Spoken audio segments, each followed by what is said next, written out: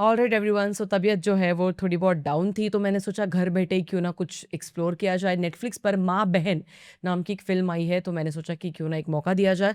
तो आइए बात करते हैं आज के वीडियो में कि माँ बहन नाम की ये फ़िल्म मुझे कैसे लगी वो। सबसे पहले तो कास्टिंग में हमें नज़र आती है माधुरी दीक्षित, तृप्ति डिमरी, रवि किशन और धारणा। धारणा ये एक इन्फ्लुएंसर है और मैं पर्सनली भी मुझे उनका कंटेंट बहुत पसंद आता है। वो हमेशा मिमिक्री या फिर फ़नी और रील्स वगैरह बनाती है एंड उनका कंटेंट भी मुझे बहुत ज़्यादा पसंद है। इसी के चलते मैं इस फ़िल्म के लिए बहुत एक्साइटेड ज़रूर थी। अब ओवरऑल अगर इस फ़िल्म के प्लॉट के बारे में बात करें तो एक सोसाइटी है जिसमें कई सारे लोग रहते हैं।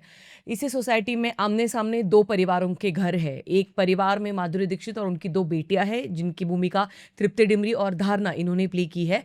और on the other hand Ravi Kishan जो है, उनका परिवार एक है। तो बीवी और एक बच्चा, एक बच्ची, ऐसी छोटी-सी फैमिली यहाँ पर भी रह रही है। अब ओवरऑल माधुरी दीक्षित जो है, वो बहुत ज़्यादा खूबसूरत है और अपने स्लीवलेस ब्लाउज़ेज़ के चलते काफ़ी फ़ेमस है अपनी सोसाइटी में।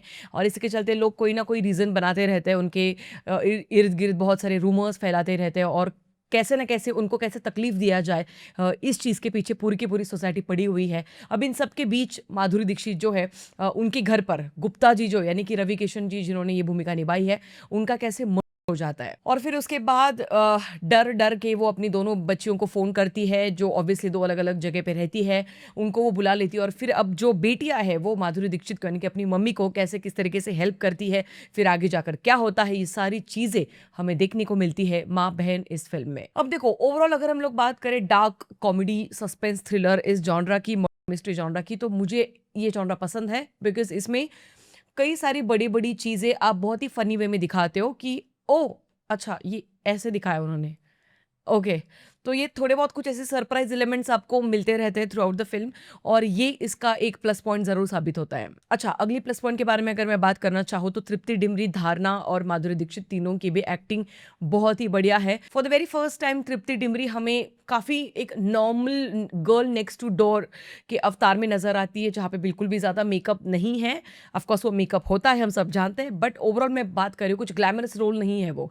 एक सीधी-सादी गृहिणी का रोल वो है और बहुत ही अच्छे तरीके से उन्होंने निभाया है। इनफैक्ट एक पीक जगह पे जाकर उनका एक ट्रांसफॉर्मेशन हो जाता है पूरे पिक्चर में, तो वो एक सीन मुझे बहुत ज़्यादा पसंद आया क्योंकि उस पीक मोमेंट तक जाते-जाते हम लोग भी बहुत एग्ज़ॉस्ट हो चुके रहते हैं, ये वो सारी चीज़ें देख-देख कर। तो वो जब ट्रांसफॉर्मेशन होता है, तो हमको भी थोड़ा बहुत सैटिस्फैक्शन ज़रूर मिलता है वो देखने के बाद। अच्छा, धारणा के बारे में अगर मैं बात करना चाहूँ, तो स्पेसिफिकली ना मुझे इस पिक्चर में उनकी जो सिब्लिंग्स जैसे 2 बहनों के बीच की जो फाइट्स दिखाई गई है ना, वो सारे सीन्स मुझे बड़े पसंद आए क्योंकि जेन्युइनली जब भाई-बहन या फिर बहन-बहन जब लड़ते हैं, तो ऐसे ही कुत्ते-बिल्लियों की तरह लड़ते हैं जिनमें कोई सेल्फ रिस्पेक्ट नहीं रहती, एक-दूसरे की लिटरली मतलब इज़्ज़त उतारने पे तुले हुए रहते हैं और उस घटिया स्तर पर जाकर ये 2 बहनें जब लड़ रही है, तो वो काफ़ी रिलेटेबल रहा मेरे लिए।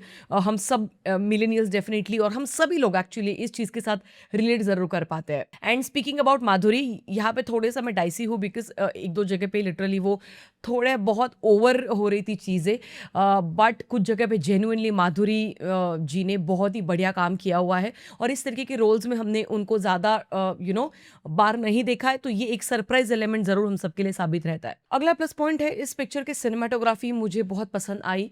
ओवरऑल कलर ग्रेडिंग भी बहुत ही ज़्यादा डार्क, इंटेंस, एक कॉमेडी फन लविंग पिक्चर के लिए जैसा होना चाहिए बिल्कुल वैसा ही है। हमने मोनिका ओ माय डार्लिंग जो फ़िल्म अगर आपको याद होगी तो बिल्कुल वैसा ही आपको यहाँ पर एक पूरा वाइब फ़ील होता है, वो मुझे बहुत पसंद आया। अगला प्लस पॉइंट है पूरे स्क्रीन प्ले में ना, शुरुआत के कुछ 1 घंटे में बहुत अच्छे तरीके से कन्फ्यूजन, सबप्लॉट्स सारी चीज़ें डाली जाती है हम सबके सामने, ऐसे मतलब लिटरली वो डाल रहे चीज़ें बैक टू बैक कुछ ना कुछ, कुछ ना कुछ, कुछ ना कुछ होते रहता है जिसकी वज़ह से हम लोग बोर तो नहीं होते फॉर श्योर। अगला एक प्लस पॉइंट है जो पिक्चर बहुत ही इंपॉर्टेंट मुद्दे को उठाने की कोशिश करती है। मैं कोशिश इसलिए बोल रही हूँ बिकॉज़ वो पूरी तरीके से जस्टिफाई नहीं कर पाती है उस चीज़ को, बट डेफिनिटली एक मैसेज देने की भी कोशिश ज़रूर करती है। ऑफ कोर्स बाकी के भी बहुत मैसेजेस हैं जिसके बारे में नेगेटिव्स में बात करेंगे, बट पॉजिटिव्स में एक चीज़ के बारे में बात करनी ज़रूरी मुझे लग रही है कि आपने कई बार शायद अपनी ज़िंदगी में देखा होगा कि एक लड़की बहुत ही खूबसूरत होती है और उसके ऊपर ना एक 5 से 6 लड़कों का क्रश होता है। तो जब उनको पता चलता है कि लड़की ईज़िली नहीं हमें मिल रही है या फिर वो हाँ नहीं कर रही है या फिर वो हमें एंटरटेन नहीं कर रही है, उस टाइम पर लड़के जो है जिस तरीके से रूमर्स फैलाने का काम शुरू कर देते हैं उस लड़की के बारे में, कुछ भी उसके कैरेक्टर के ऊपर या फिर किसी भी चीज़ के ऊपर वो हमेशा ऐसे कुछ रूमर्स वगैरह फैलाएँगे। ये सोसाइटी में कई बार हमने रियल ज़िंदगी में भी देखा हुआ है और मैंने भी बहुत सारी जगह पे देखा हुआ है। इसीलिए इस एक चीज़ को उठाने की कोशिश फ़िल्म ज़रूर करती है, बट वो लिटरली सक्सेसफुल नहीं होती है उस चीज़ को दिखाने में। और अब इन सारे पॉजिटिव एस्पेक्ट्स के बाद बात करते हैं नेगेटिव एस्पेक्ट के बारे में। इस पिक्चर का सबसे बड़ा नेगेटिव पॉइंट है इस पिक्चर के कैरेक्टर्स। देखो चाहे आप कुछ भी बोलो, पर अगर कोई कैरेक्टर मोरली सही नहीं है, तो आप उसके लिए कुछ फ़ील नहीं करते हो। जैसे माधुरी दीक्षित का जो कैरेक्टर है, वो कहीं न कहीं पे इस तरीके से डिज़ाइन किया गया है कि उस कैरेक्टर के लिए कुछ सिम्पैथी पैदा ही नहीं होती दिल में। आखिर तक नहीं होती, क्लाइमैक्स आने तक भी नहीं होती है।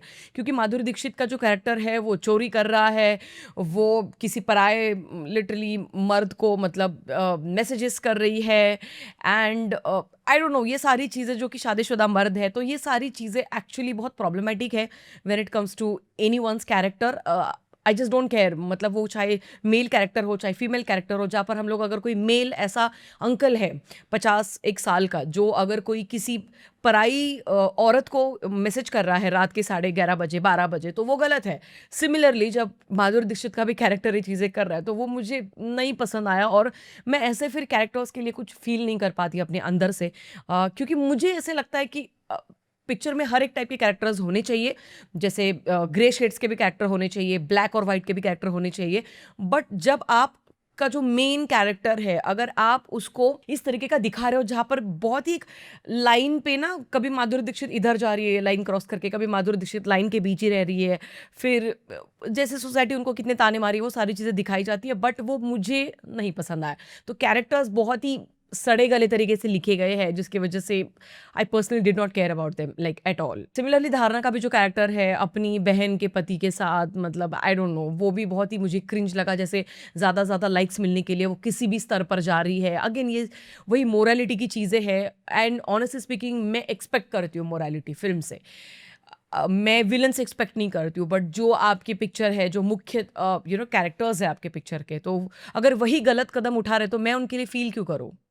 As simple as that. Somewhere मुझे थोड़ा बहुत सेंसिबल कैरेक्टर सिर्फ तृप्ति डिमरी का लगा, बिकॉज वो जेन्युइनली बहुत एफर्ट्स डाल रही है अपनी शादी में, बच्चा पैदा करने के लिए बहुत सारी चीज़ें वो कर रही है। इसलिए मैंने स्पेशल सीन्स का मेंशन करते हुए तृप्ति डिमरी का जो वो एक ट्रांसफॉर्मेशन वाला सीन है उसके बारे में बात की। अगला नेगेटिव पॉइंट, ये पिक्चर बस एक वन टाइम वॉच मेरे लिए साबित हुई। अगर आपके पास 2 से ढाई घंटे है तो आराम से इस फिल्म के लिए आप दे सकते हो, घर पर ही देखनी, कुछ ज़्यादा पैसे वैसे खर्च नहीं करने।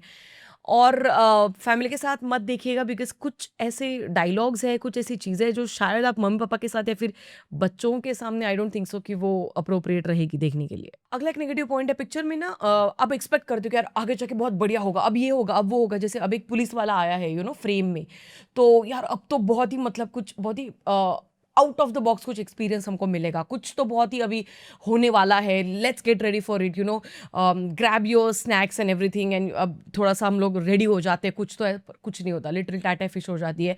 एंड पिक्चर यहीं पे क्लाइमैक्स भी, मतलब अच्छा ये क्लाइमैक्स था, ओके तुम लोगों ने ये सोल्यूशन निकाला, okay. So like I said, I was not happy with the climax at all, and I was not happy with the last for 35 to 40 minutes of the film. I was literally not happy with it. अगला negative point है यहाँ पर ना, थोड़ा सा north की side का वो जो एक एक्सेंट डालने की कोशिश की गई है डायलॉग्स में, बट वो क्योंकि वो एक्सेंट जो है वो बीच बीच में छूट रहा था, तो जब वो छूट रहा है वो एक्सेंट, तब उन डायलॉग्स और उनके डेप्थ के बजाय हमारा ध्यान चला जाता है एक्सेंट के ऊपर, और यहीं पे फिर फिल्म मात खा जाती है। तो कई जगह पे लिटरली वो एक्सेंट बीच बीच में छूट रहा था, वो थोड़ा बहुत इरिटेटिंग आपको ज़रूर लगेगा। सो ओवरऑल ये पिक्चर बस एक एवरेज पिक्चर मेरे लिए साबित हुई, तो मैं इसको 2.5 स्टार देना चाहूँगी आउट ऑफ 5।